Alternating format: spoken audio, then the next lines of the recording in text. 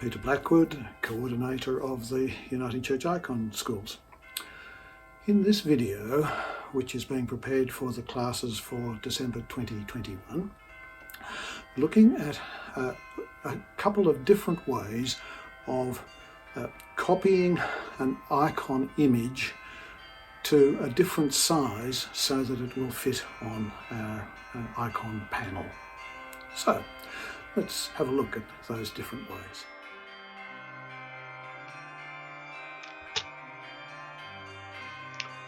So the first way we'll look at this converting photo size to panel size will be looking at how we can use Word for Windows.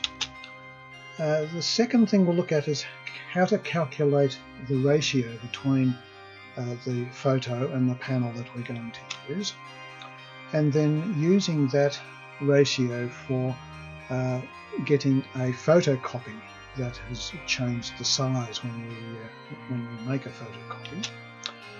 And then also we'll look at how I've been sketching direct to the panel using measurements.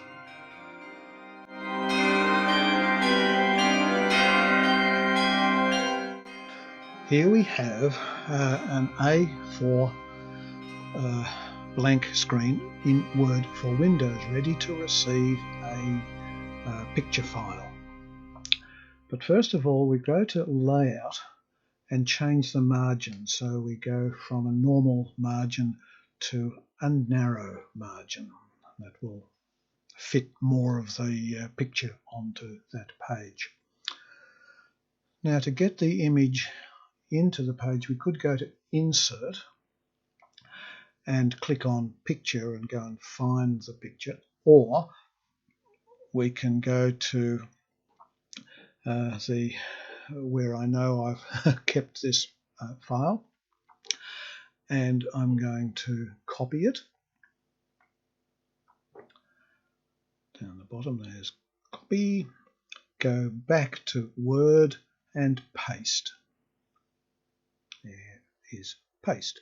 Comes out really small for some strange reason, and then we'll grab that corner and pull, and there we have a serviceable image of the icon, pretty much in A4. Now, it's not an A4 kind of image, so that's why there's a big blank down the bottom. We might want to change the size, and we do so by clicking on the corner, not on this edge, because if we do it on the edge, it gets out of alignment. It distorts. Yeah, you might want to distort it, or you might not. So that's for an A4. What about if we wanted an A3? That is twice the size. Well, twice the size is A3, and we can use two portrait pages, two landscape pages rather. And the reason we do this is because the length of a A4 is the same as the width of an A3. So let's put this image in two landscape pages. Let's make that big as well. There we go. Yep. Again, getting it by the corners, not by the top or the sides. It'll be terrible. And then we're going to split both of these in half.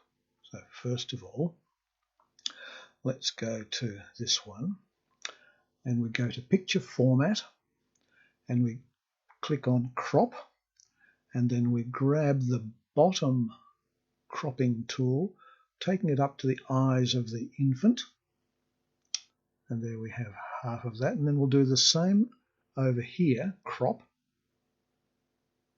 and down to the eyes, except we're going from the top to the bottom, going down instead of the other way around. Now let's resize each of those.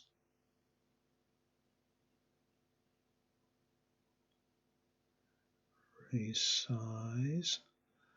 Now I want to get these exactly the same width. And if I can get them like this, I can see right to that edge there. That should be okay. Is that the same? No, it's not. And that'll be good. No, not quite. Just a little bit more. And up.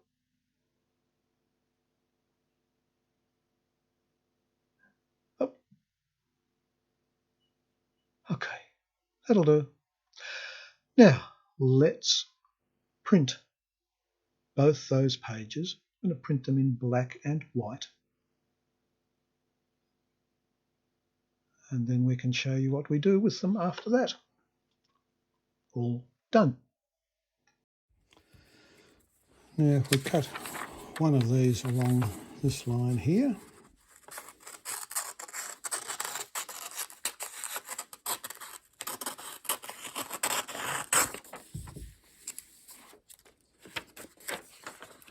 and line that up and stick it together, we have an A3 version of our icon.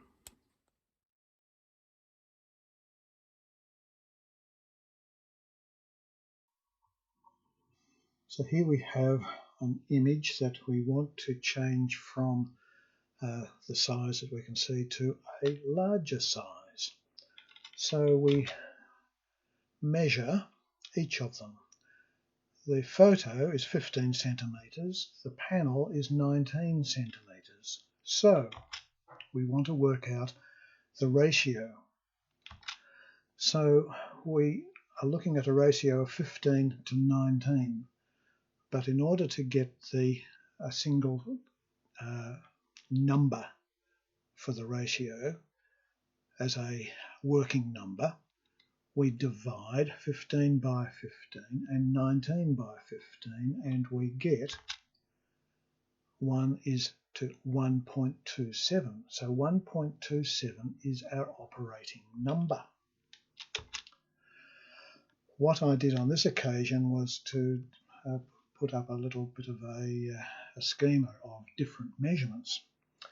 So when I measured the distance between the top of the icon and the top of the Virgin's head, it was 2 centimetres. So for the panel, it'll need to be 2.55. Likewise, the distance from the edge of the panel to the Virgin's eye was 5 centimetres. So in the panel, it'll need to be 6.36. Clever, hey?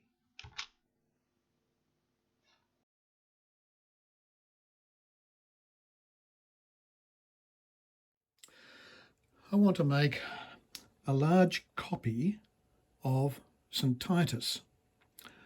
Now, this little icon is 10 centimetres across, and I want to enlarge him so that he fits onto an A4, which is 21 centimetres across.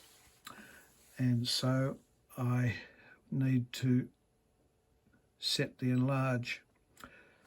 So I go to copy, go to settings, I go to resize, I go to custom. I could go to fit the page, but I'll go to custom, and if I divide the 21 by the 10, I get 2.1, which is the ratio, and multiply that. So I'm going to come up with 210, and I'll just do it in black, and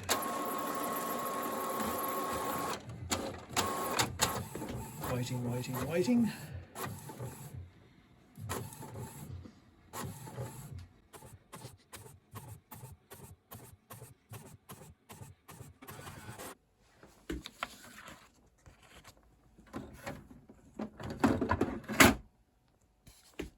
And voila.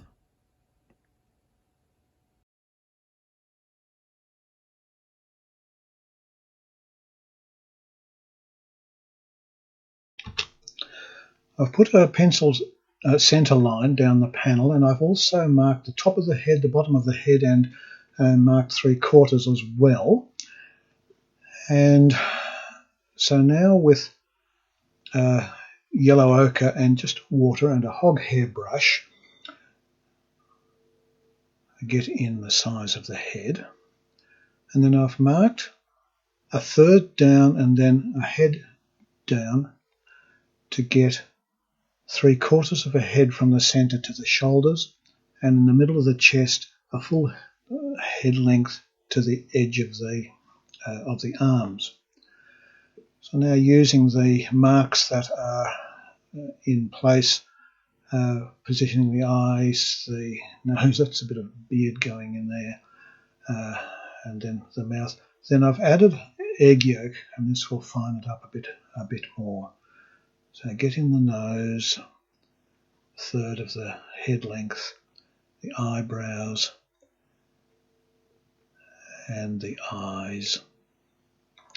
And just check that the eyes are a nose length apart, the mouth and the bottom of the chin. Get some of the shading in at this stage, but just using those pencil marks and measurements to get the face correctly positioned and the features of the face in the right place. And here's what he looked like in the end.